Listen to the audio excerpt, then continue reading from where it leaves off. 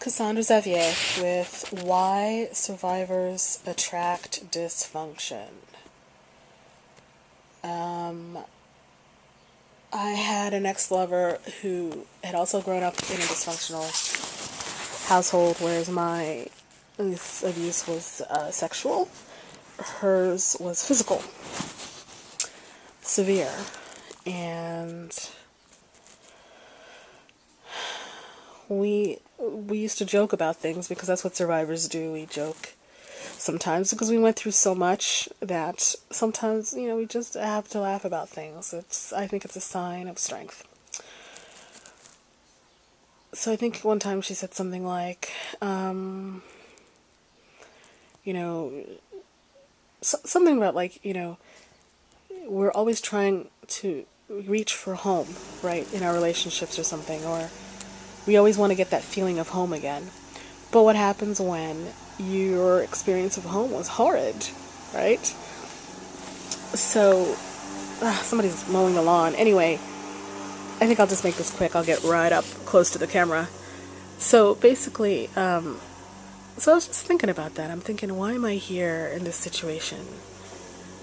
Living someplace where I don't feel safe. And I want to be clear that it isn't my partner that's causing the problem. It's what he has allowed in his house with the other people who live here. They are the problem. So, but still, I'm in this environment, and so temporarily, pardon burp, and so why is that? And I think it's the same reason that I was homeless up until a few days ago.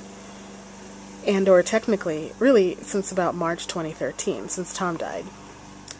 Staying with friends and relatives and relying on the kindness of strangers like you to fund me to stay a little bit here, a little bit there. Home is fucking scary for survivors to recreate, I think, sometimes. Just because I don't even know how to do that. I think the only time... There have been a few times in my life when I have created a safe home and a lovely home. Once was the dreamy women's collective household I lived in. And I guess a couple of situations I don't remember right now. Well, definitely whenever I have lived by myself, it has been dreamy, which is what I'm really working towards again.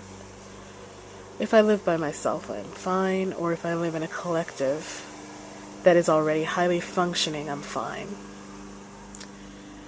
The goal now, of course, as a bipolar person trying to set some really long-term thingies for myself going forward is supportive housing. That's definitely what I'm working on. But insofar as the survivor thing, why do we attract dysfunction? I think it's because we grew up with it, and that was what was home to us. That was what we were taught. Love is. This is how parents are. This is what love is. This is normal. This is home. But it's not. It's all kinds of dysfunctional. And on top of that, there are many moments of sweetness which trick you because nobody's a monster all the time, right? That's what's particularly painful about it. I used to talk about that with my partner too.